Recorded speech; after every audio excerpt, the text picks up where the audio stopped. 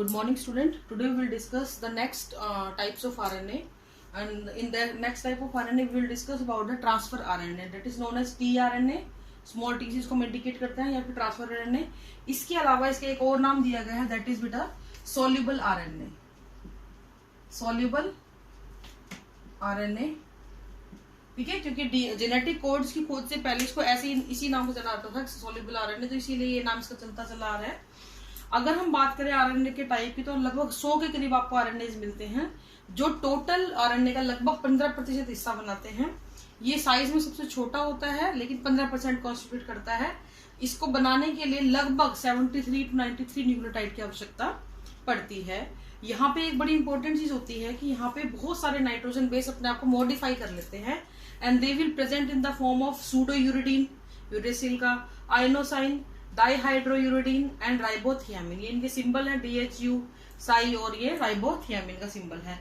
इनकी वजह से क्या होता है कि जो आपका आरएनए है वो सिंगल स्ट्रैंडेड ना होके कॉइल्ड स्ट्रक्चर की तरह आता है, और इसकी एक 3D स्ट्रक्चर बनती है जिसको हम बोलते हैं क्लोवर लीफ मॉडल. यानी कि क्योंकि कॉइलिंग हो गई इसकी, ये कॉइल्ड स्ट्रक्चर में बन गया, तो कई जगह पर इसने बॉन्डिंग बना ली, जिसकी वजह से आपको ऐसा लग रहा होगा कि ये डबल स्टैंडर्ड है, जबकि ऐसा नहीं, सिंगल स्टैंडर्ड ही होता है, लेकिन कॉइलिंग की वजह से इसने बॉन्डिंग बना लेता है, जिसकी वजह से आपको ये लगता है कि ये ऐसा बन गया है डबल स्टैंडर्ड सा.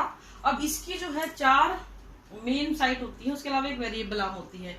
This is DHU arm, this is acceptor arm, this is T-साइसी आर्म, और ये है आपकी एंटीकोडोन आर्म. तो इस तरीके से हमने इनको 4 हिस्सों में बांट दिया है. एक ये आर्म आपको दिख रही होगी, this is known as variable arm. तो इसकी इसी हिसाब से अगर हम बात करें तो इसके ऊपर एक पहला इसका पार्ट होता है अमीनो एसिड बाइंडिंग साइट,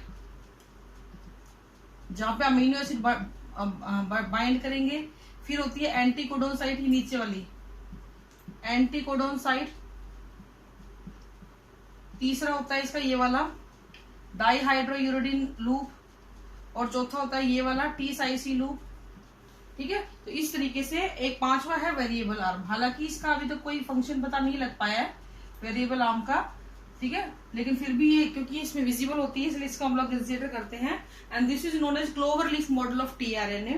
इसके अंदर अगर हम बात करें सभी चीजों की, तो जो एंटीकोडोन साइट होती है बेटा, इसका क्या काम होता है, इस पे ये इसका वोबल पोजीशन होती है 5' और 3'. यहाँ पे 3 बेस पेयर के लिए जगह होती है. ये कैसे होती है, लाइक अगर आपका पहला AUG कोड अगर mRNA पे प्रेजेंट है, तो यहाँ पे जो होगा वो क्या कोड होगा, UAC. ठीक है, यहाँ पे कोड क्या होगा बेटा, UAC. UAC कैसे लिखा मैंने, देखो A के साथ U के साथ A और G के साथ C. अब ये UAC जो होगा ना, ये अपने कोरस्पोंडिंग AUG पे जाके इजीली अटैच हो सकता है. पहली बात तो ये इनकी कॉम्प्लीमेंट्रिटी होगी. दूसरी चीज, इस UAC की वजह से यहाँ पे जो अमीनो एसिड लगेगा वो किस तरीके का आएगा, वो वैसा ही आएगा जो AUG होना चाहिए. AUG यानी कि यहाँ पे जो अमीनो एसिड आएगा वो कैसा आएगा बेटा, मीथियोनाइन आएगा. तो इस तरीके से ये एंटीकोडोन साइट जो होती है वो मैसेंजर आरएनए पे मिलने वाले कोडोन की जस्ट अपोजिट होती है, so that we can identify what type of amino acid it had to take. Amino acid acceptor arm जो होती है वो क्या करती है, साइटोप्लाज्म में बहुत सारे अमीनो एसिड पड़े हैं, वो अपने इस कोड के हिसाब से अपोजिट जो यहाँ पे कोड बनेगा उसके हिसाब से क्या करके लाएगी, मीथियोनाइन को पकड़ के लाएगी. अगर यहाँ पे GUG होता है GUG, तो उस हिसाब से यहाँ पे कोड चेंज हो जाता है, और उसके हिसाब से यहाँ पे फिर किसको लेके आती है, वेलाइन को लेके आती है. तो इस तरीके से इन दोनों आर्म्स का काम एक दूसरे के अपोजिट है. ये mRNA के जो कोड होते हैं उनके अपोजिट एंटीकोडोन रखता है, और इन एंटीकोडोन की वजह से यहाँ पे एक प्रॉपर अमीनो एसिड को खींच लिया जाता है. ठीक है, तो ये होगी अमीनो एसिड एक्सेप्टर साइट, और इसमें भी कौन सी साइड पे आएगा, 3' उस पे आएगा, क्योंकि यहाँ पे 3' एंड पे एक फंक्शनल ग्रुप प्रेजेंट होता है OH, जिसकी वजह से इजीली एक्सेप्ट कर सकते हैं अमाइनो एसिड्स को. इधर बेटा आप देख रहे होगे वेरिएबल आर्म, इसका मैं बता चुकी आपको, इसका कोई फंक्शन अभी तक ज्ञात नहीं होता है. नेक्स्ट आता है आपका T-साइसी लूप. जो T-साइसी लूप होता है ना बेटा, इसके पास 7 बेस है. 7 बेसिस से ये मिलके बना हुआ होता है, 7 बेसिस से. इन 7 बेसिस में से लगभग कुछ बेस है जो सूडोयूरिडीन के बने हुए होते हैं और राइबोथियामिडीन के बने हुए होते हैं. ठीक है। इनका काम क्या होता है, इस आर्म का काम क्या है, ये पूछा जाता है बहुत बार। ये राइबोसोम के साथ अटैच करने में हेल्प करती है। तो जो आपकी टी-साइसी आर्म है, it helps in attachment of ribosome. ठीक है, मैं लिख देती हूँ यहाँ पे, helps in attachment to ribosome. और कितने बेस की बनी होती है बेटा, ये 7 बेस पेयर की बनी होती है। ठीक है।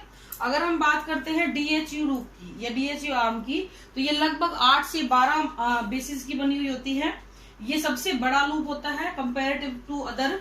इसके अलावा इसमें ये जो है अमाइनो एसाइल सिंथेटेज एंजाइम के लिए होती है। तो DHU आर्म पे क्या लगेगा आपका, अमाइनो एसाइल सिंथेटेज। ये आगे आपके सारे काम आएंगे एंजाइम, जब आप ट्रांसलोकेशन पढ़ोगे ना वहां पे काम आएंगे ये।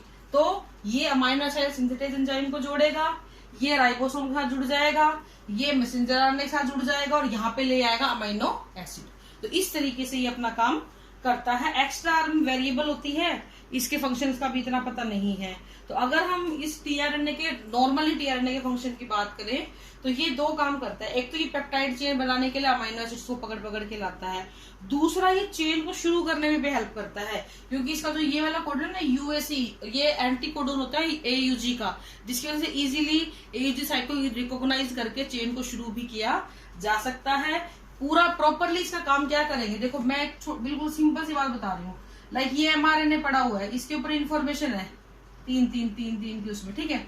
अब इस इंफॉर्मेशन के हिसाब से अमाइनो एसिड कौन लाएगा, ये टीआरएनए लेके आएगा। कहाँ से लाएगा, साइटोप्लाज्म से लेके आएगा। यानी साइटोप्लाज्म अमाइनो एसिड पड़े हैं, लेकिन उनको पहचानेगा का कौन, ये टीआरएनए। और पहचानेगा कैसे, यहाँ से पहचानेगा अपने एंटीकोडोन की हेल्प से, और वहां पे अपने साथ पर्टिकुलर अमीनो एसिड को पकड़ेगा और उसको लाके यहाँ पे जोड़ देगा। तो इस तरीके से अपना काम करता है। पेप्टाइड चेन फॉर्मेशन में हेल्प करता है।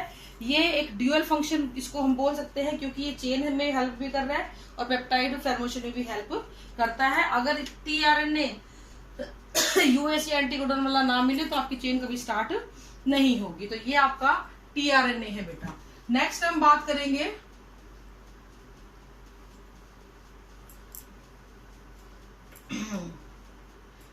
नेक्स्ट आपका राइबोसोमल आरएनए।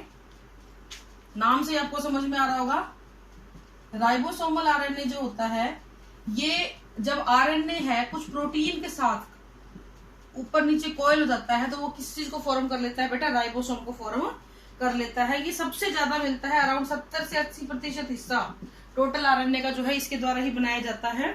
इसमें लगभग 23S 28S जो है वो बहुत ही कॉमनली मिलते हैं, सभी मिलते हैं। और ये सारे ये दोनों मिलके क्या बनाते हैं, राइबोसोम बनाते हैं, राइबोसोमल आरएनए का फॉर्मेशन करते हैं। ये राइबोसोमल आरएनए जो होता है, ये जब अपने आप को प्रोटीन के साथ जोड़ लेता है तो ये बनाएगा राइबोसोम। और राइबोसोम को हम लोग क्या बोलते हैं बेटा, protein factory of the cell, protein factory of the cell, क्योंकि यहाँ पे प्रोटीन बनेगा, यानी कि यहाँ पे प्रोटीन बनने में हेल्प की जाएगी। अब यहाँ पे जो ये एस वर्ड लिखा है आप पढ़ के आए हो 9वीं क्लास में भी, इसीलिए नोन है सेडिमेंटेशन कोफिशिएंट। किस स्पीड से वो सेडिमेंटेशन उसका होगा उसको हम बोलते हैं एस, या इसको स्वेडबर्ग यूनिट भी बोल देते हैं, स्वेडबर्ग यूनिट। ये सेडिमेंटेशन कोफिशिएंट है, किस रेट पे अगर आप सेंट्रीफ्यूज करोगे तो वो सेटल डाउन होता है पार्टिकल, उसको हम सेडिमेंटेशन कोफिशिएंट बोलते हैं। अगर हम यूकैरियोट्स में इसकी बात करें सेडिमेंटेशन कोफिशिएंट के हिसाब से, तो यूकैरियोट्स में लगभग 28S 16S 5.8S और 5S टाइप के, ये 4 टाइप के जो है आपके 4 टाइप के आपके जो है ये राइबोसोम मिलेंगे, जिसमें से ये और ये, यानी कि 28 5.8 और 5, ये तीनों मिलके जो है राइबोसोम की लार्ज यूनिट को बनाएंगे। और ये 18S जो होगा ये राइबोसोम की स्मॉल यूनिट को बनाएगा। और आप पढ़ के आए हो राइबोसोम का डायग्राम, मैं दोबारा से बना देती हूँ। इस तरीके से बनता है, इस तरीके से होता है। ये याद है ना आपको, ये लार्ज सब यूनिट थी, ये स्मॉल सब यूनिट थी। तो स्मॉल वाली कितनों से बनी, 18S से, और लार्ज सब यूनिट बनी कितने से, 28S 5.8 और 5S से। ठीक है। अगर इसी की जगह हम प्रोकैरियोट्स की बात करें तो प्रोकैरियोट्स में 23S, 16S और 5S, जिसमें से ये और ये लार्ज सब यूनिट बनाएंगे और ये स्मॉल सब यूनिट का फॉर्मेशन करेगा। ये दोनों सब यूनिट हमेशा अलग अलग रहती हैं, लेकिन ट्रांसलेशन के टाइम पे ये मैग्नीशियम आयन के प्रेजेंस में आपस में अटैच होके प्रोटीन फैक्ट्री की तरह काम करना शुरू कर देती हैं। अगर ये प्रेजेंट ना हो तो हमारा जो है बनेगा नहीं, मतलब प्रोटीन नहीं बनेगा। देखो अब मैंने आपको चीज समझाती हूँ थोड़ा सा कि कैसे ये प्रोटीन कर रहे हैं हम बार बार। ये देखिए ये आपका राइबोसोम है, ठीक है, यहाँ पे आके आपका आरएनए लग जाएगा, लग गया, तो ये आपका आरआरएनए हो गया, ये आपका एमआरएनए होगा। और इस इंफॉर्मेशन के हिसाब से जो आपका टीआरएनए बनाया था ना हमने, वो अमीनो एसिड को पकड़ पकड़ के यहाँ पे लाएगा। तो इस तरीके से ये तीनों चीजें मिलके क्या बनाएंगी आपकी, ये जो छोटा सा मैंने बनाया एमआरएनए, ये वाला आरआरएनए और ये टीआरएनए, तीनों मिलके आपकी पेप्टाइड का फॉर्मेशन करना शुरू करेंगे। तो बेसिकली अगर हम इसकी फंक्शन की बात करें तो पहला फंक्शन इसका राइबोसोमल आरएनए का यही है कि ये प्रोटीन के साथ मिलके राइबोसोम को फॉर्म करता है, एक प्रोटीन फैक्ट्री की तरह एक्ट करना शुरू करता है, ये जगह प्रोवाइड कराता है ताकि प्रोटीन का निर्माण किया जा सके।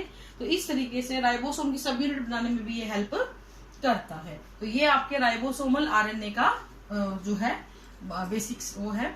नेक्स्ट हम बात करते हैं बेटा जीनोमिक आरएनए। जीनोमिक आरएनए कुछ नहीं होता, ऐसा आरएनए जो जीनोम की तरह काम आ रहा है। लाइक टोबैको मोजेक वायरस हो गया, HIV हो गया, tobacco mosaic virus, human immuno deficiency virus, ठीक है, ये इन सारों के अंदर जो है ये जीनोम के रूप में प्रेजेंट होता है। इसके अलावा जो रेट्रोवायरस होते हैं उनके अंदर ये डबल स्टैंडर्ड मिल जाता है। और इसके अलावा जो इन्फ्लुएंजा वायरस होते हैं उसमें ये फ्रेगमेंटेड मिल जाता है। और टोबैको मोजेक वायरस में ये सिंगल स्टैंडर्ड में मिल जाता है। इस तरीके से वेरिएबिलिटी इसको शो करता है। सिंगल स्टैंडर्ड, डबल स्टैंडर्ड सब तरीके का मिल सकता है। एसएनआरएनए जो होता है, नेक्स्ट आपका एसएनआरएनए स्मॉल न्यूक्लियर, और एक होता है scRNA that is small cytoplasmic RNA. जो न्यूक्लियस के आसपास छोटे छोटे आरएनए मिलते हैं उनको एसएनआरएनए बोलते हैं। ये स्प्लाइसिंग में हेल्प करता है। याद है आपको स्प्लाइसिंग, जब एमआरएनए बन रहा था, स्प्लाइसिंग में हेल्प करता है और आरएनए मॉडिफिकेशन में हेल्प करता है, ठीक है। और एससीआरएनए क्या करता है, ये आपके सिक्रेटरी प्रोटीन के प्रोडक्शन हमें हेल्प करता है, सिक्रेटरी प्रोटीन। तो इस तरीके से ये सभी के सभी आपके आरएनए हैं, जिनमें से सबसे important mRNA, tRNA, ribosomal RNA बहुत कम पूछा जाता है, ये एग्जाम्पल कभी कभार पूछ ले जाते हैं, लेकिन सबसे इंपॉर्टेंट टीआरएनए और एमआरएनए। नेक्स्ट हम अगला टॉपिक करेंगे जेनेटिक कोड। ये आज के लिए इतना ही है। Thank you, have a nice day.